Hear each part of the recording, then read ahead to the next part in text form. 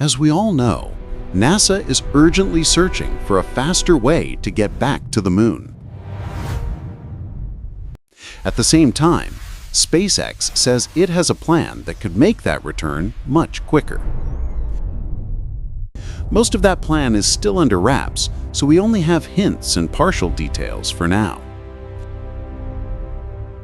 In this video, we're going to dig into those hints and explore what that plan might actually look like. Recently, a NASA spokesperson confirmed that the agency has received proposals from both SpaceX and Blue Origin. Those proposals specifically focus on accelerating production and operations of the Human Landing System, or HLS. NASA also said that after this initial review, it will issue a formal RFI to the wider aerospace industry. That RFI will invite other companies to submit ideas on how to speed up lunar missions even further. Agreed. Inside NASA, a committee of subject matter experts is now being assembled to evaluate all of these options. Their job is to determine the smartest path forward in what is effectively a second space race. The urgency comes from concerns about potential adversarial activities that could threaten peace and transparency on the moon. In the middle of all this, SpaceX has told NASA that it is proposing a more simplified lunar mission profile. According to the company, this streamlined mission would still get astronauts back to the lunar surface safely. The proposal follows public criticism about delays and schedule risk for the current Artemis architecture. In a blog-style update, SpaceX said it is formally assessing a new architecture and concept of operations. The company claims that this new architecture could both accelerate the timeline and improve crew safety at the same time. To understand why simplification might be needed, we first have to look at what Starship is supposed to do right now. Under the current Artemis plan, the first step is to launch a lunar version of Starship into low Earth orbit. That lunar Starship, also called the HLS variant, reaches orbit and then waits there for additional vehicles. Next, multiple reusable tanker starships have to launch separately and rendezvous with the lunar Starship. These tankers then transfer large amounts of propellant on orbit to fully refuel the lunar Starship. Once it is topped off, the lunar Starship performs a burn to leave Earth orbit and head toward the moon. It travels along a transfer trajectory to a point where the moon's gravity takes over its motion. Near the moon, Starship uses its engines again to enter what's known as a near rectilinear halo orbit, or NRHO. This orbit is highly stable and is designed to act like a parking orbit where Starship can wait for the crew. Meanwhile, back on Earth, NASA launches the SLS rocket with the Orion crew capsule on top. 4 astronauts ride inside Orion as it follows its own trajectory out toward the moon. Orion then performs its own series of burns to match the same NRHO orbit as the waiting Starship. Once they're in the same orbit, Orion and Starship dock, creating a temporary combined spacecraft. 2 of the 4 astronauts then transfer through the docking tunnel from Orion into the larger Starship cabin. Those 2 astronauts ride Starship down from orbit to the lunar surface for their mission. They conduct surface operations, perform experiments, and deploy hardware before heading back up. After the mission, Starship launches off the surface and returns to the NRHO orbit around the moon. There it docks again with Orion so that the 2 astronauts can transfer back into the Orion capsule.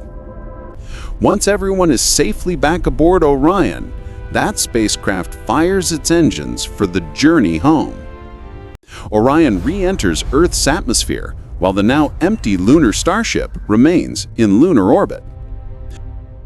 When you lay it all out, it's a surprisingly long chain of steps for a single round-trip mission. It's not shocking that NASA is now asking if this complex architecture can be simplified. Elon Musk has previously suggested that Starship might eventually handle the entire lunar mission by itself. That idea would mean no Orion, no SLS, just Starship taking astronauts from Earth all the way to the Moon and back. In theory, that's elegant, but in practice, it's very ambitious for the near term. Starship would have to mature extremely quickly to safely handle an end-to-end lunar mission on its own. So in the short term, a more realistic approach might be to bring another SpaceX vehicle into the picture. That naturally points us to Crew Dragon, which already has a track record of flying astronauts safely. To go beyond low Earth orbit, though, Dragon would need several key upgrades. Spaceflight architecture is fundamentally about energy costs, known in orbital mechanics as delta V. If we design a mission that doesn't rely on SLS or Orion, the replacement spacecraft has to take over all of their roles. That means it needs enough delta V to get into lunar orbit, stay there, and then escape back to Earth. It also has to survive re-entry from lunar return speeds, which are much higher than from low Earth orbit. Re-entering from the Moon generates more than twice the kinetic energy of a typical LEO re-entry. That extra energy translates directly to more heating on the spacecraft's heat shield.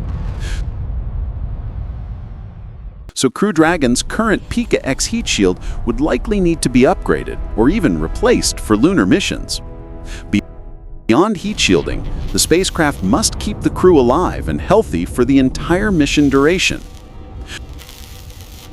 Current estimates suggest Dragon can support a crew for about 7 to 10 days in its present configuration. A full lunar mission, including transit, operations, and contingencies, can push closer to 2 weeks or more. For reference, the Apollo spacecraft was rated for about 14 days, and most missions ran between 8 and 12.5 days. Orion, on the other hand, is designed to support crews for roughly 21 days. Technically, Dragon might just be able to squeeze within the timeline of a short lunar mission. However, that would leave very little margin for delays, anomalies, or unplanned events. To make the mission more robust, Dragon's life support systems and consumables would need to be expanded. That includes extra oxygen, additional water storage, and improved CO2 scrubbing capacity for the crew. All of those upgrades add mass and reduce the usable cabin volume available to the astronauts. Dragon's interior volume is about 9.3 cubic meters, which is smaller than Orion's about 20 cubic meters. It is still larger than Apollo's 6.2 cubic meters, so the space would be tight but not impossible for a short mission. Overall, if SpaceX can solve the Delta V challenge and extend Dragon's life support endurance, the vehicle could be viable. In that case, Dragon becomes a serious short-term option for getting astronauts to and from the Moon. Here's one way that could work. Launch a Crew Dragon into Earth orbit first with the astronauts on board. Then either tuck Dragon inside a lunar-optimized Starship or dock it to the nose of that Starship in orbit.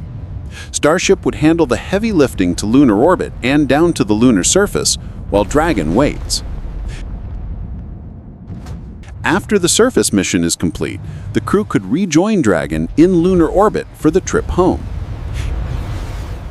In this scenario, Dragon only needs enough delta V to leave lunar orbit and perform the Earth re-entry. That greatly reduces the propulsive demands compared to doing the entire mission with Dragon alone.